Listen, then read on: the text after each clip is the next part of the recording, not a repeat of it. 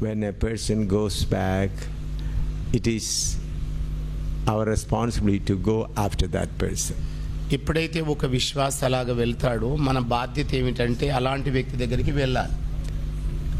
With all humility, with all love, we should go to that person.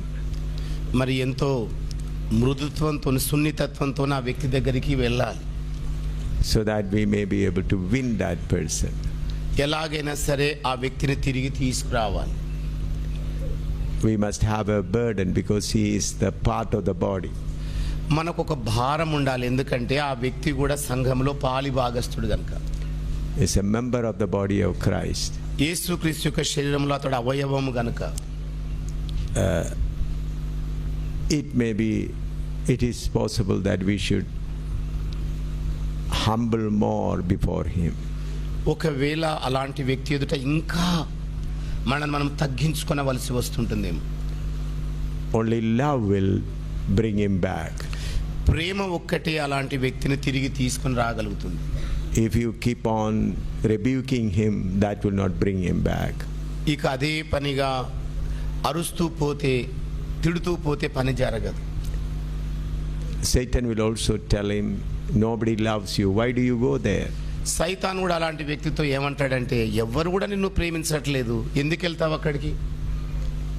So we should go after that person. అందుకే అలాంటి వ్యక్తి వెనకాల మనం వెళ్ళాలి. I would like to tell you about a sister who came forward, took baptism, but she went back. ఒక సహోదరి ప్రభు కొరకై ముందుకు వచ్చింది, బాప్తిసం తీసుకుంది, మరలా వెనుకకి వెళ్ళింది. I sent messengers to bring her back, but she did not listen. మరి వార్తాహరులను పంపించి ఆమెను రమ్మని చెబితే ఆమె వినలేదు. I've been praying, Lord, what should I do? కిందికి రండి. నేను ప్రభు సన్నిధిలో అడిగాను, ప్రభా ఏం చేయాలని చెప్పేసి. So after praying with two more brothers and a sister, I went to their house. మరి ఇంకా ఇద్దరు సహోదరులతోని ఆ వ్యక్తి ఇంటికి వెళ్ళడం జరిగింది. When she saw her, she closed the door. మమ్మల్ని చూడగానే తలుపులు మూసేసింది ఆవిడ. Then I stood at the window. నేను ఆ కిటికీ దగ్గర నిలబడుకున్నాను. Started praying. ప్రార్థించడం ప్రారంభించాను. Then after 10-15 minutes she said, if you don't go away, I will throw hot water on your face. మరి కొన్ని నిమిషాలు అయిన తర్వాత ఆమె అన్నది ఏంటంటే, ఇదిగో ఇక్కడ నుండి కనుక మీరు వెళ్ళినట్లయితే మీ మీద వేడి నీళ్లు గుమ్మరిస్తానన్నది. See, I'm standing there with two brothers and two sisters and praying for her. నేనేమో ఇద్దరు సహోదరులతోని అక్కడ నిలబడి ప్రార్థన చేస్తూ ఉన్నాను. As soon as she saw me coming, she closed the door. మరి నేను వారితో వస్తుండడం చూచి ఆమె తలుపులు మూసేసింది. The window was open. కిటికీ మాత్రం తెరవబడింది. So I stood at the window and started praying with all affection. మరి ఆ కిటికీ దగ్గర నిలబడుకొని పూర్తి మరి మమకారంతో ప్రార్థన చేస్తూ ఉండినాను. After 10-15 minutes, we are standing outside and praying. She says, if you don't go, I'll throw hot water on your face. మరి మేము అలాగే నిలబడి 10-15 నిమిషాలు ప్రార్థన చేస్తున్న సమయంలో మమ్మల్ని చూసి ఆమె అన్నది ఏంటంటే, ఇదిగో మీరు వెళ్ళనట్లయితే మీ మీద వేడి వేడి నీళ్లు పోస్తానన్నది. And she showed me a vessel. In this vessel I'll show the water on your face. మరి ఆవిడ ఒక పాత్ర కూడా తీసుకొని, ఇదిగో ఈ నీళ్లు మీ మీద పోస్తానన్నది.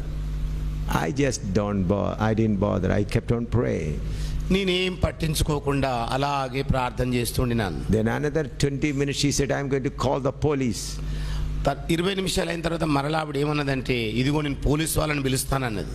Her husband is a policeman. ఎందుకంటే ఆవిడ భర్త police. Her husband is a policeman. ఆమె భర్త పోలీసు వాడండి. He is not a believer. ఆయన విశ్వాసి కాదు. They are from Brahmin family. వాళ్ళేమో బ్రాహ్మణ కులానికి చెందిన వాళ్ళు. Though she threatened me that I am going to call the police, I still stood there. మరి ఇదిగో నేను పోలీసు వాళ్ళని పిలుస్తున్నానని బెదిరించినా ఇంకా నేను అక్కడే నిలబడుకున్నాను. After about half an hour, ఒక అరగంట అయిన పిదప, see, I am standing there nearly 1 hour now. మరి సుమారు చూడండి గంట సేపు అక్కడే నిలబడుకున్నాను నేను. After about half an hour, her husband came. మరి అరగంట తర్వాత వాళ్ళ భర్త వచ్చేసాడు. He was an enemy number one. He treated me as enemy number one. అతడు నన్ను మరి ప్రధాన శత్రువుగా భావిస్తాడు. He has deceived my wife and he made her a Christian. మరి ఆయన నన్ను మోసగించి నా భార్యను క్రైస్తవురాలిగా చేశాడని అంటాడు. So he was very angry over me. మరి నా మీద తప్పకుండా కోపం వహించి ఉన్నాడు. When he saw standing me at that window, మరి ఎప్పుడైతే ఆ కిటికీ దగ్గర నిలబడుకుని ఉండడం చూచాడో, he said, "Why you don't go inside?" ఆయన అన్నాడు, ఎందుకు మీరు లోపలికి వెళ్ళడం లేదు? With a smiling face, I said, "Your wife is afraid to open the door." నేను అన్నాను, ఇదిగోనండి మీ భార్య మరి తలుపు తెరవడానికి భయపడుతోంది అన్నాను. I'll tell her to open the door. ఆయన అన్నాడు, నేను చెప్తాను ఆమెకు తలుపు తెరవడానికి అన్నాడు. And he through the window told her, "Come on, open the door." ఇక కిటికీ గుండా చూచి ఇదిగో తలుపు తీసేయమని చెప్పాడు. And give the pastor water and other thing to drink. మరి పాస్టర్ గారికి మంచినీళ్ళు మరి కడుక్కోవడానికి ఇవ్వు అని చెప్పేసి అన్నాడు. Do you understand what I said? నేను చెప్పిందంటే మీకు అర్థమైందండి? She was not opening the door. ఆవిడేమో తలుపు తెరవడం లేదు. Her husband was an enemy to me. మరి ఆవిడ భర్త నాకు శత్రువుగా ఉన్నాడు. He was waiting to beat me. నన్ను ఎలాగైనా కొట్టాలని ఎదురు చూస్తుండినాడు. That man became friend. అలాంటి మనిషి స్నేహితుడైపోయాడు. Her husband became my friend. ఆవిడ భర్త నాకు స్నేహితుడిగా మారాడు. Understood? అర్థమైందమ్మా? For that I had to stand at the window. మరి దానికోసం నేను కిటికీ దగ్గర నిలబడవలసి ఉంది. She closed the door. ఆవిడ తలుపు మూసేసింది. Why didn't I go away? మరి నేను ఎందుకని బయటికి వెళ్ళిపోలేదు? Love of God. దేవుని ప్రేమ. Love of God. దేవుని ప్రేమ అండి. When she said, "I'll throw hot water on you," why didn't I go? మరి ఆవిడ వేడి వేడి నీళ్లు పోస్తానంటే ఎందుకు నేను వెళ్ళలేదు? Love of God. దేవుని ప్రేమయే. When she said, "I'm going to call the police," ఆవిడ తర్వాత అన్నది, నేను పోలీసు వాళ్ళని పిలుస్తున్నాను చూడన్నది. why didn't I go away? అయినా కూడా నేను ఎందుకు వెళ్ళలేదు? Love of God. దేవుని ప్రేమయే. Then who began to work? మరి ఎవరు పని చేయడానికి ప్రారంభించారు? When I paid this much of price, who began to work? మరి నేను ఎప్పుడైతే ప్రార్థన చేయడానికి When I paid this much of price, ఇంత వెల నేను చెల్లించి ప్రార్థించినప్పుడు ఎవరు పని చేయడం ప్రారంభించారు? God. దేవుడు. Enemy became friend. శత్రువేమో మిత్రుడైపోయాడు.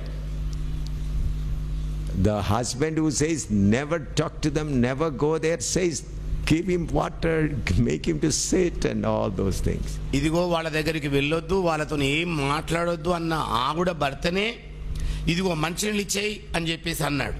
And look after, take care of them. మరి వాళ్ళని మంచిగా చూసుకోమని చెప్పాడు. And he said, "This house is always open for you."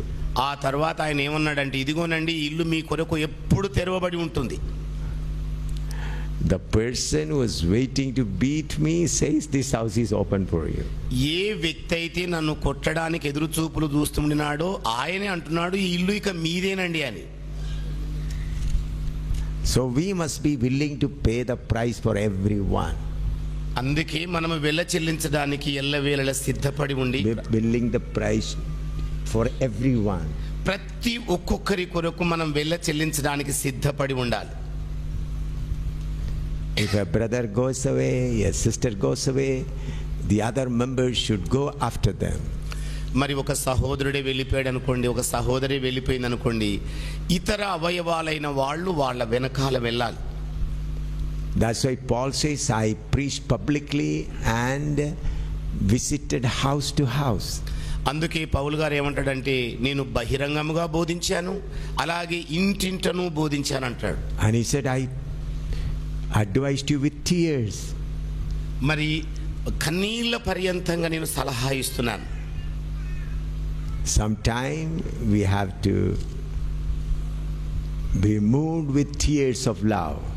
కొన్ని సమయాలలో మనము కన్నీళ్ళ పర్యంతమై కదలిపోవాలి. The tears is stronger than your whipping rod. rod. మీరు కొట్టే బెత్తము కంటే మీ కన్నీళ్ళే బలీయమైనవిగా ఉంటాయి. You may be rebuking people with a whipping rod. మరి ప్రజలను అస్తమానం తిడుతూ బెత్తం వాడుతుండేవారు కావచ్చు మీరు. But the stronger one is tears of love. కానీ బలమైనది ఏమిటంటే కన్నీళ్లతో కూడిన ప్రేమ. Through that we will be able to win the people. మరి దాని ద్వారా మనం వారిని జయించగలుగుతాం.